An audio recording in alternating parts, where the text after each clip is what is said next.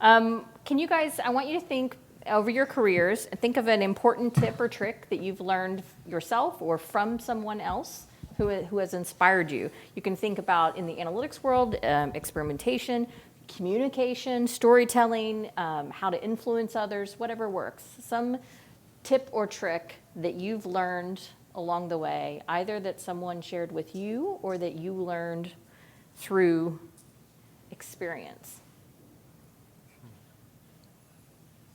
If you got one, bring it.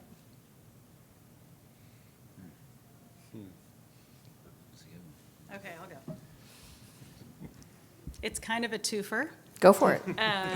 On the quant side, it's how in the world to explain to business people what statistical significance means, or the lack of reaching statistical significance and why on earth that would happen.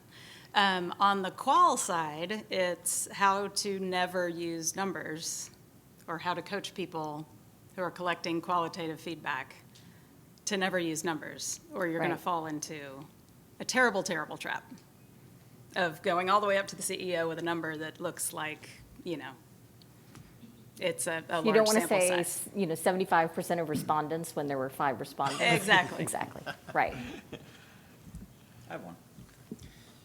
So I started getting into the industry, or sort of adjacent industry, in database marketing back in 1995 at a company called Waterman Cato Johnson. And that was my first job after graduate school in economics. And I think it was there I learned actually from Josie Garber, who was the director of the department. Before we were to send any analysis to the internal client or the external client, instead of just giving numbers, we always had to give our interpretation and give a write-up on why we thought it was happening, what was happening, and maybe some other bit about what we could help to improve it. And that was really hammered home, and that's something that I've taken with me, throughout my entire career. And so that was something that I learned from someone else, and I think it's an important part. Yeah, makes a lot of sense. One thing I had that I think was sort of a strange learning, and I talk about it sometimes when I present, but I found that when I was working with executives, a lot of times I had more impact if I gave them questions to ask the organization about data than if I told them the answers. What I found was that if I was in a meeting with an executive and they asked something like, well, how many people use our mobile app, or should we have this feature in our mobile app? A lot of times, if I could give them questions to ask the organization, they then took those questions and they created a lot of interest and work in the organization, probably everyone's dismay, but people in the organization had to go find out the data because the executive was asking the question. So if I could give the executives questions to ask that would force people to deal with the data, that actually worked a lot better than if I just gave the executives the answer and they didn't go approach anybody else. So one thing I tell people is if you want to change culture in an organization and you're working with a fairly senior decision maker, don't just give them the answers. It's super tempting, right? Because you probably know the answers. You can probably give them the data. But if you can get them to ask the questions of the organization, you'll actually generate a lot more change. So. Rusty, Anthony, anything?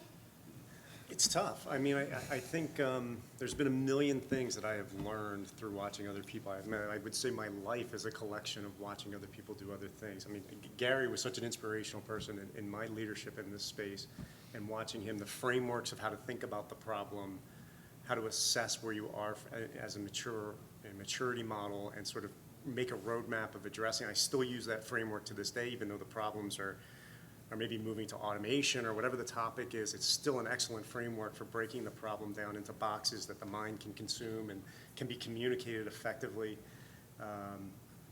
Analogies, I think a lot of this is so complex and so difficult for people to wrap their heads around. To the degree that you can use analogies that the business understands, it's much better.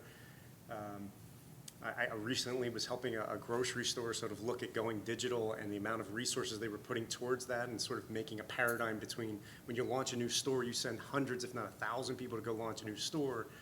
this digital channel is going to do more sales than a store is, but you've got 10 people trying to launch a website and do business and e-commerce. Great and- analogy. So when you can relate on that level, and again, it's a Gary trick that I learned really early on, that this stuff is complex, and the more you can make it relatable for people, the more effect and influence and persuasion you're going to have in getting them to take the appropriate course of action, so, yeah. That's a good one. This one is not directly related to analytics and stuff, but That's fine. more along the experimentation side. One thing that I learned, which is kind of obvious until you think about it sometimes, is the customer of our tool at Walmart is the analytics group, right? And they're always asking for new features, right? It's like, oh, we wish your tool would do this, we wish your tool would do that. And it was really nice because the main person who was doing it, he had this model, and he had some acronym for it, and I don't remember, and it didn't really work. But he was always talking about, hey, sometimes it's process, not the tool itself, right? And so that was a good lesson, because there's a lot of things that people want to do, and maybe you can spend a lot of time developing it in the tool, or asking a vendor to create this tool that will do it, but sometimes the solution is a lot simpler, and you just change the process, and you can get what you need. Because the tool is not auto-magical. Yeah, of course not. Right.